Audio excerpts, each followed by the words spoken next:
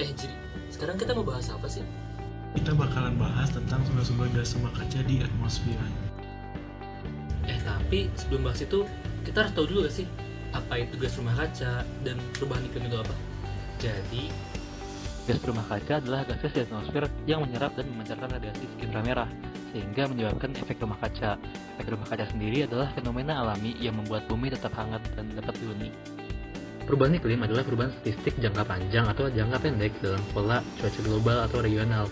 Perubahan iklim ini dapat mempengaruhi suhu udara, curah hujan, angin, awan, salju, es, dan laut. Hubungan antara gas rumah kaca dan perubahan iklim adalah efek rumah kaca adalah fenomena alami yang membuat bumi tetap hangat dan dapat dihuni.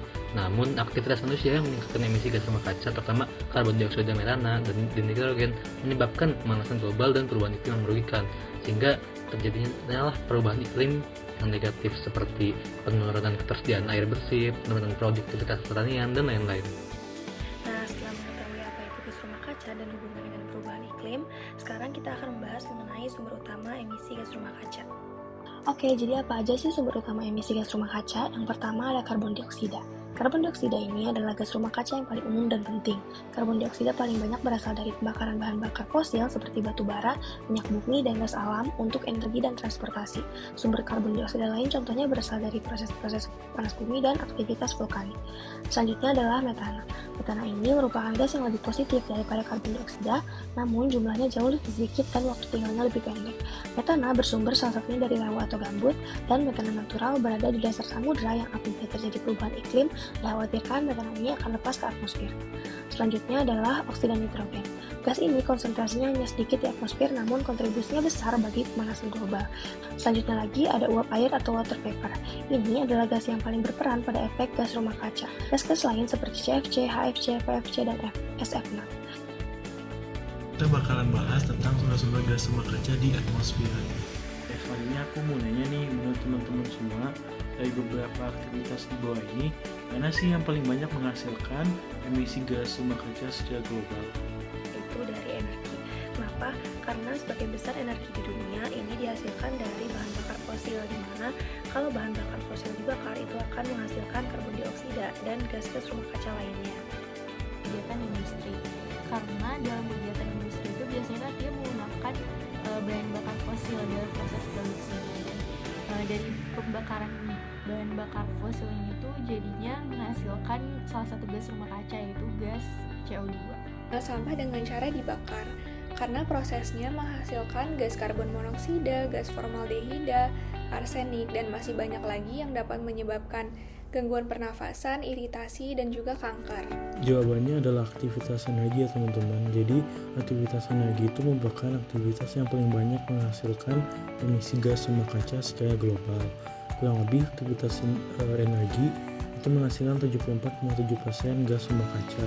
Aktivitas energi itu ada beberapa macam, contohnya pembakaran bahan bakar fosil, penggunaan pendingin ruangan, penggunaan listrik, dan lain sebagainya. Terus yang menjadi penyumbang kedua terbanyak itu aktivitas pertanian, yang ketiga industri, yang keempat sampah, dan yang kelima alih fungsi. Jika kita lihat secara Indonesia, itu aktivitas penghasil gas rumah kaca di Indonesia yang paling banyak itu adalah sektor energi, diikuti oleh alih fungsi lahan 25,7%, diikuti oleh pertanian 10,5%, limbah 10,4%, dan industri 4,8%. Nah, selanjutnya kita mau bahas nih, negara mana sih yang menjadi penyumbang emisi gas rumah kaca terbesar di dunia? Menurut data terbaru dari Global Carbon Atlas, 5 negara teratas yang telah menghasilkan karbon dioksida paling banyak secara agregat adalah China, Amerika Serikat, 27 negara Uni Eropa, India, dan juga Rusia. Sementara Indonesia sendiri berada pada urutan ke-11. Menurut Kepala Badan Meteorologi, Klimatologi, dan Geofisika, Dwi Korita Karnawati, mengklaim Indonesia telah keluar dari 10 besar negara penyumbang emisi gas rumah kaca, termasuk karbon dioksida. Pernyataan itu ia sampaikan atas dasar pemantauan dari alat Global Greenhouse Watch yang memonitor gas rumah kaca. Oke, tadi udah dijelasin terkait negara mana aja yang menjadi penghasil emisi terbanyak gitu. Dan sekarang kita akan membahas terkait dampak apa aja sih yang ditimbulin dari adanya emisi gas rumah kaca dan gimana cara mengatasinya. Terdapat beberapa dampak yang ditimbulkan akibat adanya gas rumah kaca. Yang pertama yaitu kekeringan. Gas rumah kaca dapat menyebabkan kekeringan yang parah yang berimplikasi pada kebakaran hutan secara besar-besaran dan kekurangan air. Yang kedua yaitu banjir ekstrim. Banyak daerah pesisir di seluruh dunia yang menghadapi banjir parah akibat naiknya permukaan laut yang disebabkan dari gas rumah kaca.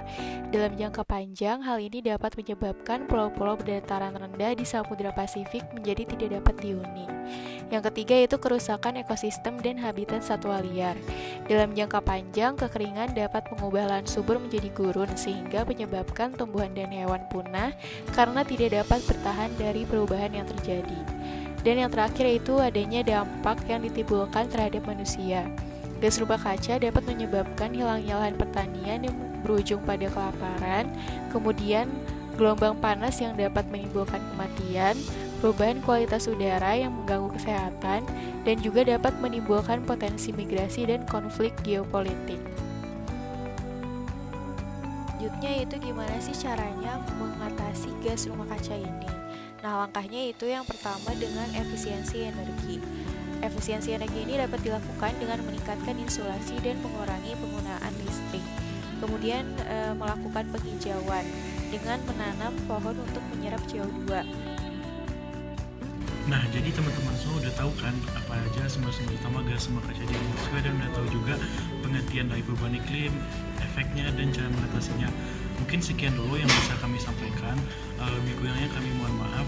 23 HMP Berdikari, kelompok 13 undur diri.